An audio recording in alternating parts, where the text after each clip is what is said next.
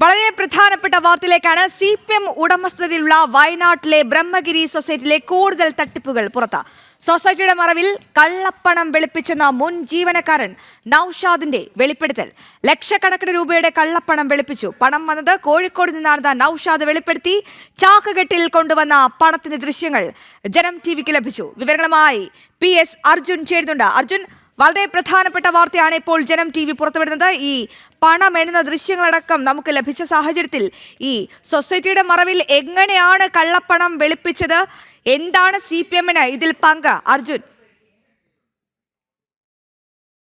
ബ്രഹ്മഗിരി സൊസൈറ്റിയിലാണ് ഇത്രയും വലിയ തട്ടിപ്പ് നടന്നിട്ടുള്ളത്. അതായത് 2021 കോഴിക്കോട് വഴി ഒരു ചാക്കുകെട്ടിൽ പണം വരുന്ന ഒരു സാഹചര്യം ഉണ്ടായിരുന്നു. തുടർന്ന് ഈ പണം ബ്രഹ്മഗിരി സൊസൈറ്റിയിലേക്ക് മാറ്റുന്ന ഒരു സാഹചര്യം ഉണ്ടായി. അതായത് ഈ കള്ളപ്പണം ഒരുപാട് പണം ഉള്ളത് കൊണ്ട് തന്നെ, ലക്ഷക്കണക്കിന് രൂപയുള്ളത് കൊണ്ട് തന്നെ ഒറ്റയടിക്ക് മാറ്റാൻ കഴിയാത്തത് കൊണ്ട് അവിടെയുള്ള കുറച്ച് ജീവനക്കാരെ സെലക്ട് ചെയ്തു, അവരുടെ അക്കൗണ്ടുകളിൽ വിട്ടിട്ടു.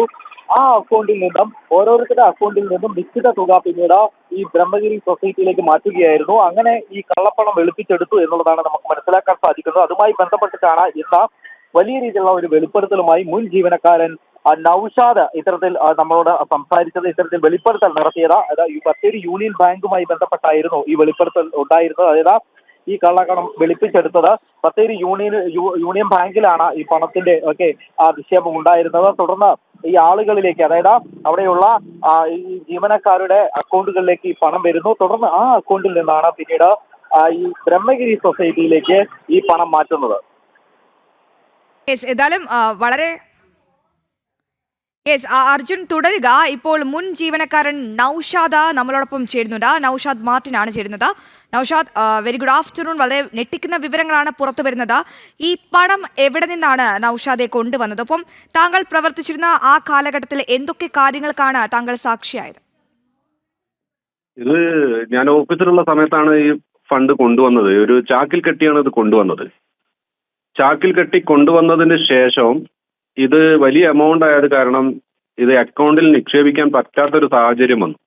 അപ്പോൾ അവിടെയുള്ള കുറച്ച് ജീവനക്കാരുടെ പേരിലേക്ക് ഇത് ബത്തേരി യൂണിയൻ ബാങ്കിന്റെ അക്കൗണ്ടിൽ കൊണ്ടുപോയിട്ട് നിക്ഷേപിക്കുകയും അതിനുശേഷം അത് ബ്രഹ്മഗിരിയുടെ അക്കൗണ്ടിലേക്ക് മാറ്റുകയാണ് ചെയ്തത്. ഇതിനു മുൻപും ഇങ്ങനെ പണം കൊണ്ടുവന്നിട്ടുണ്ടോ, അതോ ആദ്യമായാണോ ഇത്തരത്തിലൊരു നീക്കം നടന്നത്? പിന്നെ ഒരു തവണ ബത്തേരിയിലെ ഒരു കാറ്ററിംഗ് ഉടമയിൽ നിന്ന് ഇതുപോലെ പണം കൊണ്ടുവന്നിട്ടുണ്ട്. എത്ര വലിയ തുകയായിരുന്നു? ഇതുപോലെ ചാക്കുകെട്ടിലായിരുന്നു അന്നും പണം കൊണ്ടുവന്നിരുന്നത്? ഒരു പ്ലാസ്റ്റിക്കിന്റെ സഞ്ചിയിലാണ് പൈസ കൊണ്ടുവന്നിരുന്നത്. അപ്പോൾ നിങ്ങളോടുള്ള ജീവനക്കാരോട് എന്ത് വിശദീകരണമാണ് നൽകുന്നത്? ആരാണ് ഈ പണം കൊണ്ടുവരുന്നത്, അല്ലെങ്കിൽ ഇതിന് നേതൃത്വം നൽകുന്നത് ആരാണ്? ഈ പണം ഏറ്റുവാങ്ങുന്നത് ആരാണ്? അതുമായി ബന്ധപ്പെട്ട വിവരങ്ങളൊക്കെ ഒന്ന് പങ്കുവെക്കാമോ?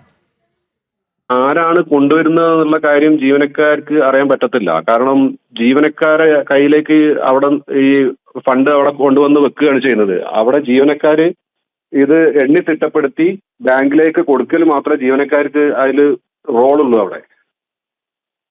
അപ്പോൾ ഈ കൊണ്ടുവരുന്ന പണം എന്തിനുള്ള പണമാണെന്നാണ് നിങ്ങളോടൊക്കെ ബോധിപ്പിച്ചിരുന്നത്? മേടിക്കുന്നതാണെന്നാണ് പറഞ്ഞത്. മനസ്സിലായി, വ്യക്തമായില്ല, ഒന്നുകൂടി പറയാമോ? ഡെപ്പോസിറ്റ് ആയിട്ട് മേടിക്കുന്ന പണമാണ് എന്നാണ് പറഞ്ഞത്. ഈ ഡെപ്പോസിറ്റിന്റെ ഡീറ്റെയിൽസ് ഒന്നും നമുക്ക് കിട്ടില്ലേ? നിങ്ങൾ അവിടുത്തെ ജീവനക്കാരാണോ? ഡെപ്പോസിറ്റിന്റെ ഡീറ്റെയിൽസ് കിട്ടണമെന്നുണ്ടെങ്കിൽ പിന്നെ ബാങ്കിൽ അന്വേഷിച്ചു കഴിഞ്ഞാൽ ഇതിന്റെ ഡീറ്റെയിൽസ് കിട്ടും. ബാങ്കിൽ കൃത്യമായിട്ട് അതിന്റെ ഡീറ്റെയിൽസ് എല്ലാ യൂണിയൻ ബാങ്കിന്റെ ബത്തേരി ശാഖയിൽ നിന്ന് ഇത് കിട്ടും. ഞാൻ മനസ്സിലാക്കുന്നത് താങ്കൾ മുൻ ജീവനക്കാരനാണ്. എന്തുകൊണ്ടാണ് ഇപ്പോൾ ഈ സൊസൈറ്റിയിൽ നിന്നും താങ്കൾ അവിടുത്തെ ജോലിയിൽ നിന്നും പിന്മാറാൻ കാരണം? കാരണം എൻ്റെ കയ്യിൽ നിന്നും ഇതേപോലെ ഡെപ്പോസിറ്റ് മേടിച്ചു.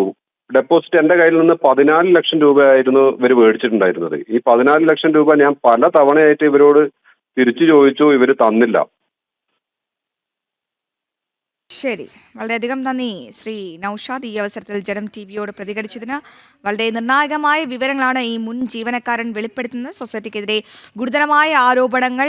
ഈ വലിയ രീതിയിലുള്ള ഡെപ്പോസിറ്റ് എന്ന തരത്തിൽ ഈ പണം കൊണ്ടുവരുന്നു, അക്കൗണ്ടിലേക്ക് അത് നിക്ഷേപിക്കുന്നു. CPM ഉടമസ്ഥതയിലുള്ള വയനാട്ടിലെ ബ്രഹ്മഗിരി സൊസൈറ്റിയിലെ കൂടുതൽ തട്ടിപ്പുകളുടെ വിവരങ്ങളാണ് ജനം TV ഇപ്പോൾ പുറത്തുവിട്ടിരിക്കുന്നത്.